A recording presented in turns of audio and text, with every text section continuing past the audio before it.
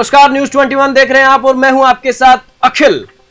इस वक्त की आपको एक बड़ी खबर बता रहे हैं। आज से 2 दिन पहले हमने आपको एक खबर बताई थी कि नगर निगम हेरिटेज में जमीन आवंटन से जुड़ा हुआ पूरा मामला था, जिसमें आरटीआई कार्यकर्ता प्रमोद कुमार शर्मा ने बड़ा खुलासा किया था।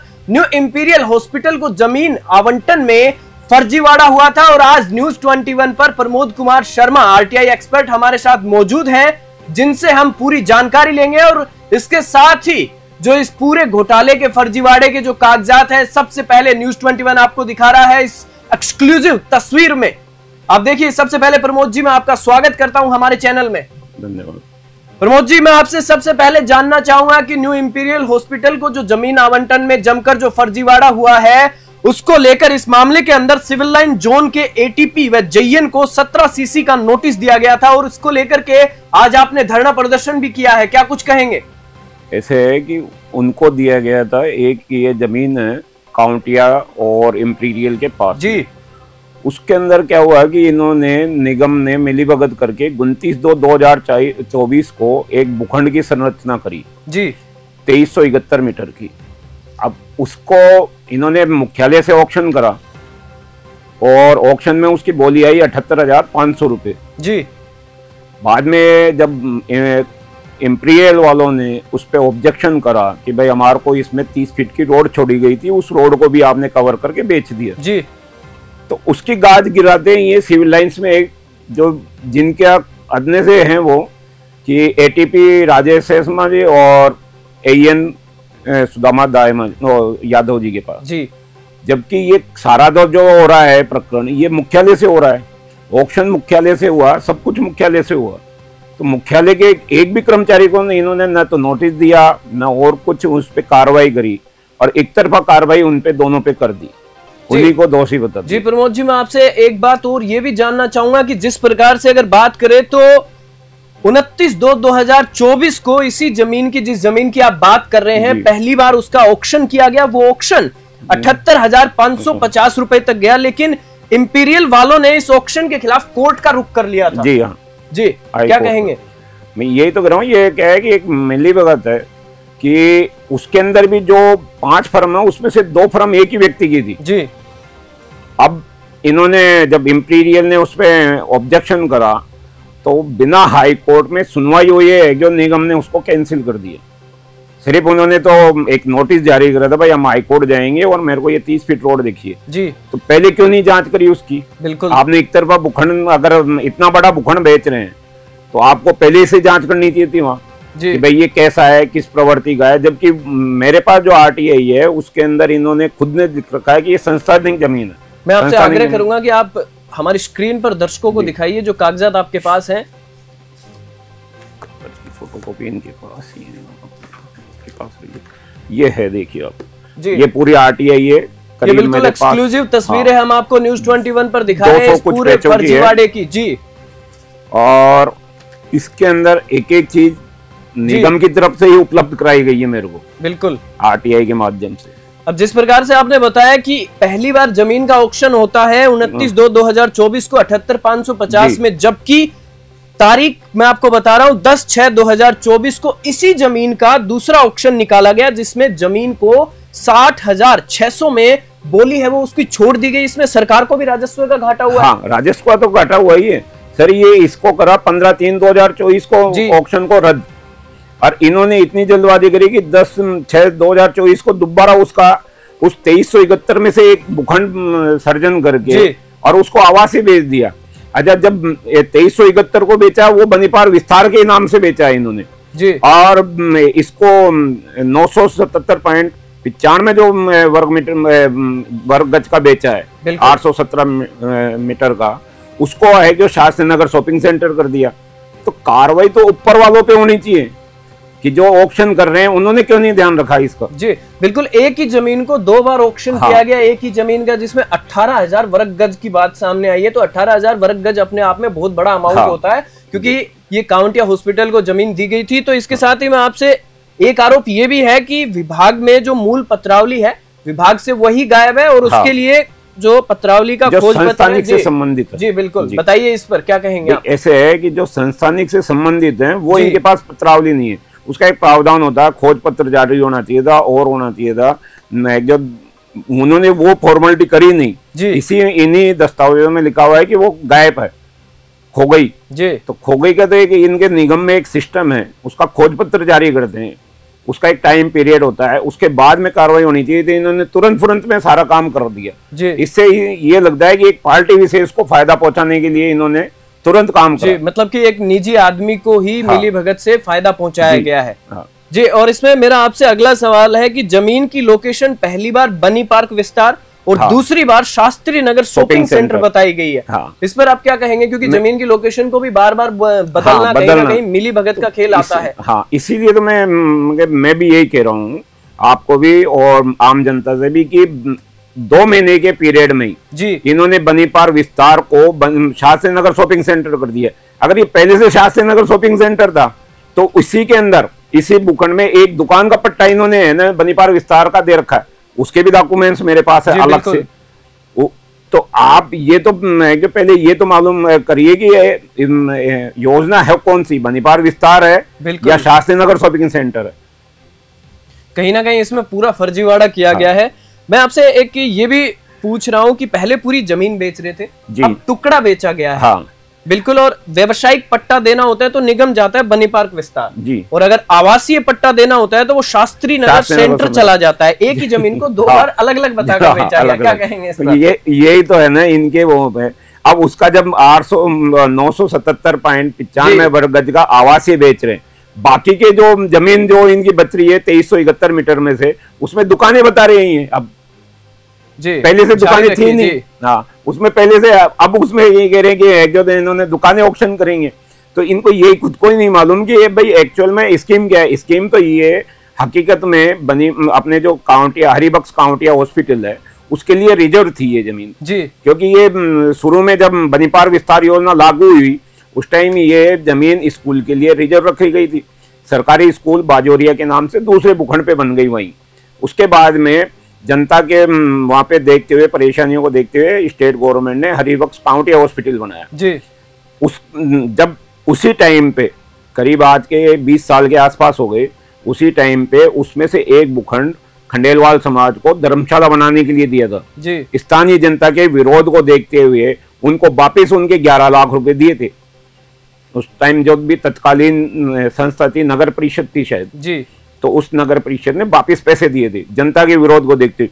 तो अब ऐसी कौन सी वो आ गई विपत्ति कि एक जो इन्होंने वो कर दिए, जबकि और भी बहुत सारी जमीनें हैं नगर निगम को, उसी के ऊपर क्यों?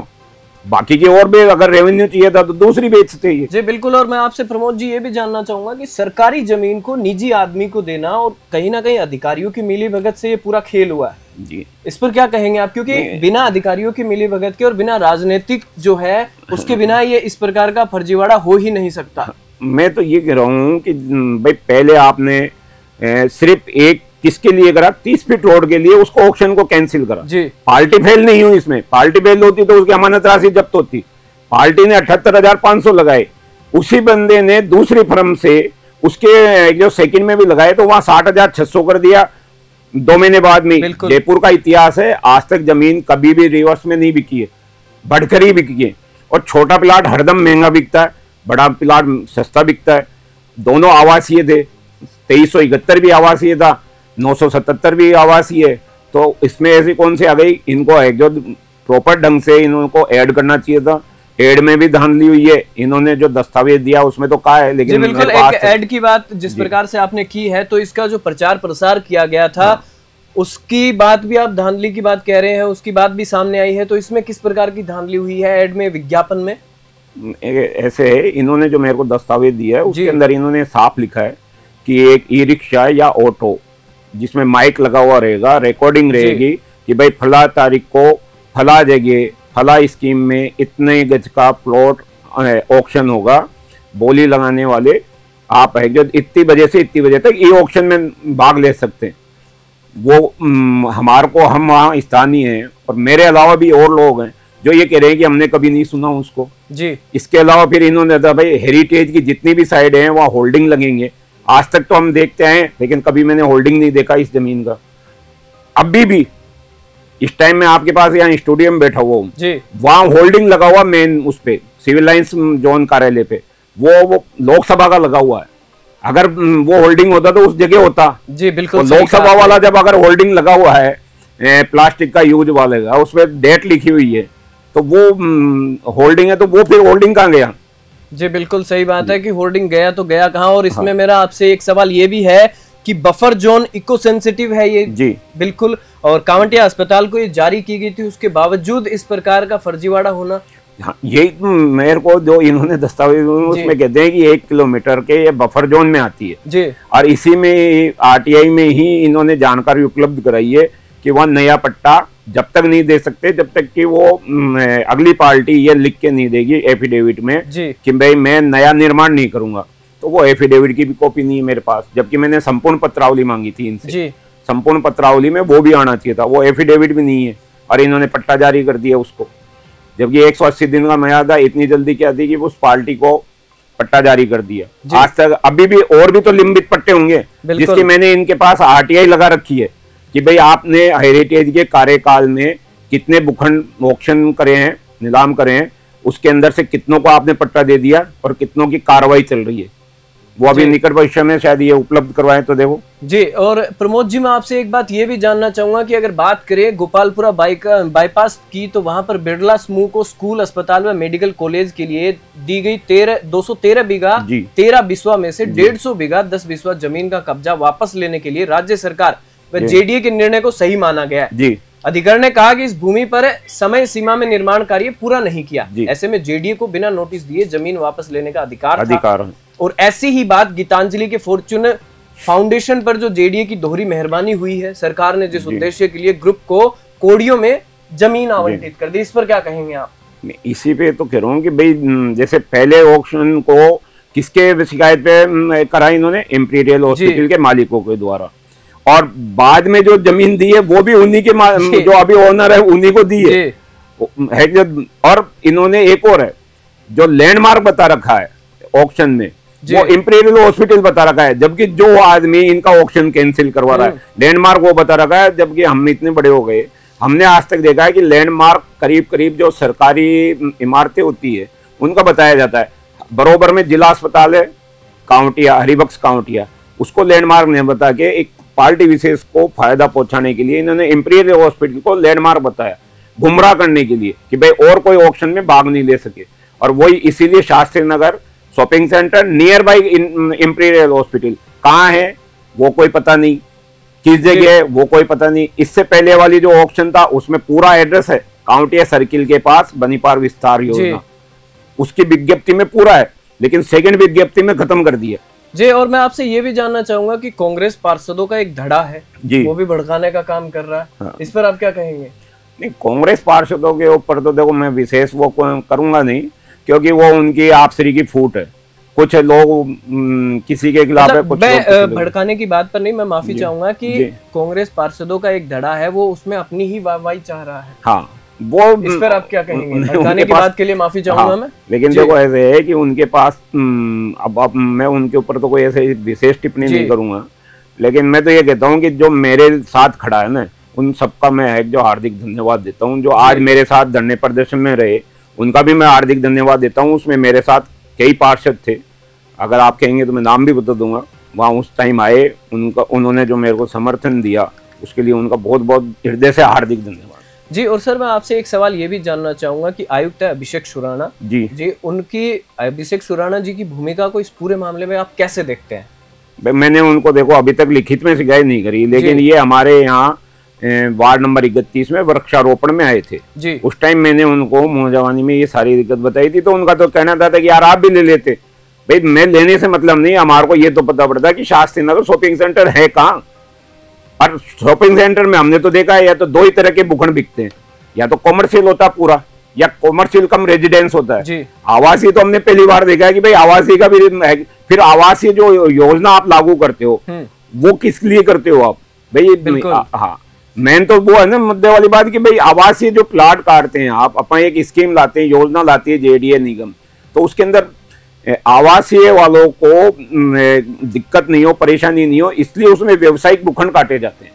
व्यवसायिक भूखंड में आप आवासीय पट्टा दे रहे हो, जी। और इसी पर जैसे कि मैंने आपसे पहले सवाल किया था इसी बात पर कि जिस प्रकार से कि जमीन का टुकड़ा बता के बेचा गया और व्यवसायिक पट्टा देना हो तो निगम जाता है बनी पार्क, ये एक सवाल मैं आपसे एक बार फिर से कर रहा हूँ, और आवासीय देना है तो शास्त्री नगर सेंटर चला जाता है, एक ही जमीन को दो बार। हाँ, मैं ये तो कर रहा हूँ ना, अभी तक तो निगम खुद कंफ्यूज में है कि स्कीम का नाम क्या है, बनी पार्क विस्तार है या एक जो शास्त्री नगर शॉपिंग सेंटर है।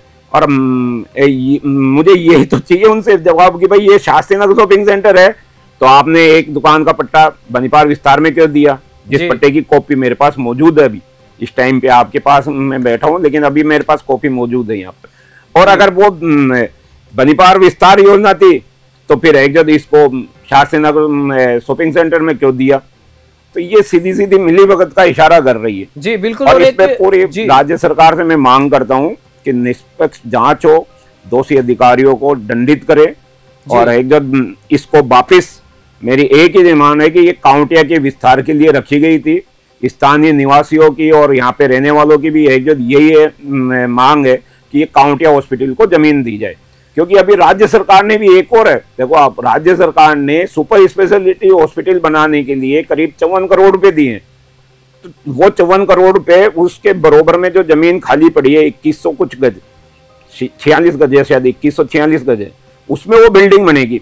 वहां की स्थानीय निवासियों को जब भी फायदा मिलेगा जब तक वहां डॉक्टरों के रेजिडेंस बनेंगे। बिल्कुल। और ये उसी से लगती हुई जमीन है, तो उसमें रेजिडेंस बने, नर्सिंग स्टाफ के रेजिडेंस बने, तो जब कोई अगर इमरजेंसी आती है वहां एक मिनट की दिक्कत होती है, इमरजेंसी जब भी किसी की आती है। सर इसमें बीच में मैं आपसे एक सवाल और करना चाहूंगा, आखिरी सवाल आपसे, कि मेयर पर पहले भी भ्रष्टाचार के आरोप लग चुके हैं फर्जी पट्टे देने के मामले में, और इस प्रकार से जो आपने आरटीआई लगाई और उसमें फर्जीवाड़े का मामला जो खुलकर सामने आया है, आपने बड़ा खुलासा किया है न्यूज़ 21 की चैनल पर आकर, तो इस पर मेयर की भूमिका को आप किस तरीके से देखते हैं? देखिए, बिना मेयर की तो मिलीभगत के हुआ ही नहीं, क्योंकि इसमें साइन है हर जगह। मेरे पास जो नोट सीट है, मैंने नोट सीट से जो आरटीआई ली है ना, उसमें मेयर के साइन भी हैं, तो मेयर की तो रजामंदी है ही इसमें।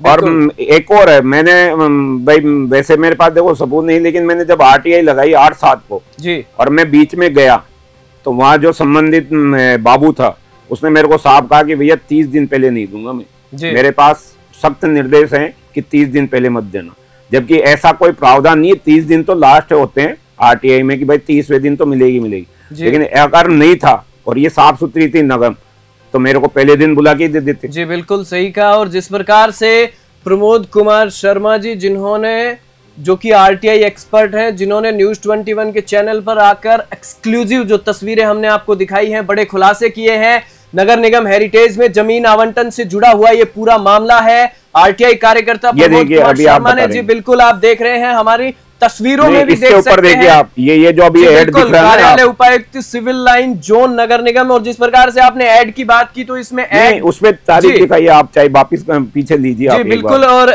जो सामने चल रहा है जी, क्लिपिंग चल रही है ना अपनी, बिल्कुल इसी के ऊपर आप देखिए 19 तारीख कितनी की है जी, 19 तारीख शुक्रवार है, लेकिन इसमें जो नीचे है वो बिल्कुल साल है वो छुप गया है। और इसमें मैं आपको एक बार फिर से बता दूं, न्यूज़ 21 पर प्रमोद कुमार शर्मा जी ने बड़े खुलासे किए हैं इस पूरे फर्जीवाड़े को लेकर।